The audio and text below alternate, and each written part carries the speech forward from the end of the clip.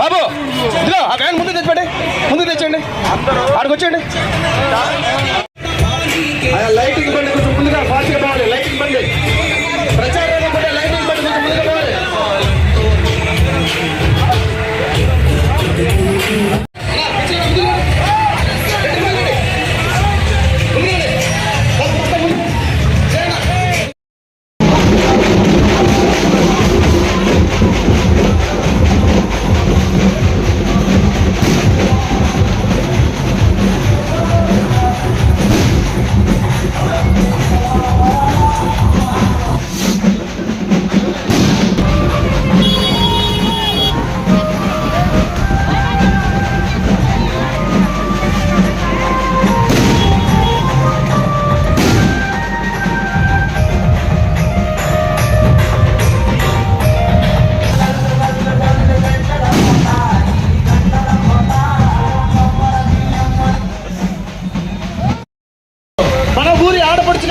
మన గ్రామానికి విచ్చేస్తున్నారు. మరి మేడం గారిని ఒక 5 నిమిషాలు మాట్లాడవలసిందిగా కోరుతున్నాము. అందరికీ నమస్కారం. నాకు స్వాగతం పలికినందుకు ముందుగా వారికి నా ధన్యవాదాలు. అదేవిధంగా తెలుగుదేశం నాయకులు, కార్యకర్తలు, బీజేపీ నాయకులు, జన సైనికులు,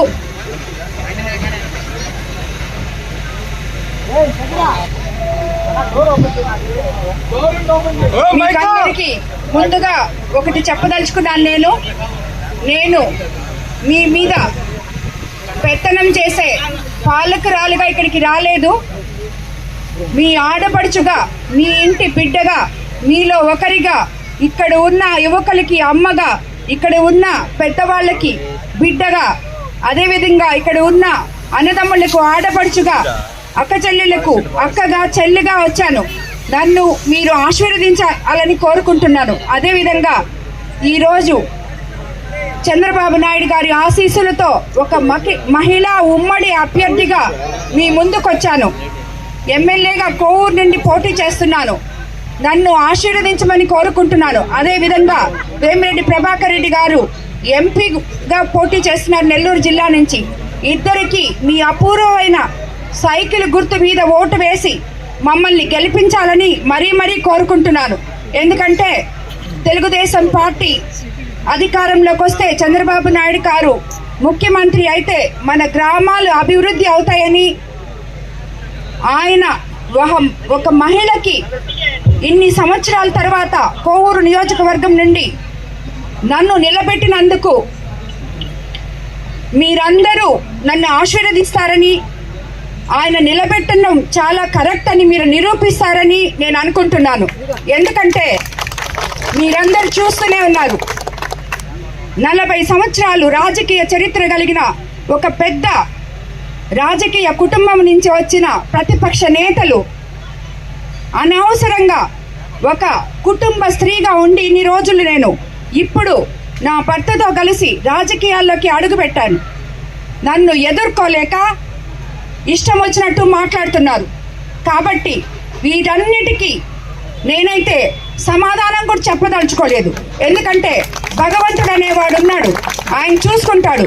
దాని తర్వాత ప్రజలే దేవుళ్ళు అని నమ్మే నేను వేమిరెడ్డి ప్రభాకర్ రెడ్డికి మీరు రేపు మే 13వ తేదీ మీ తీర్పుని చూపించి వాళ్ళ కళ్ళు తెరిపించాలి.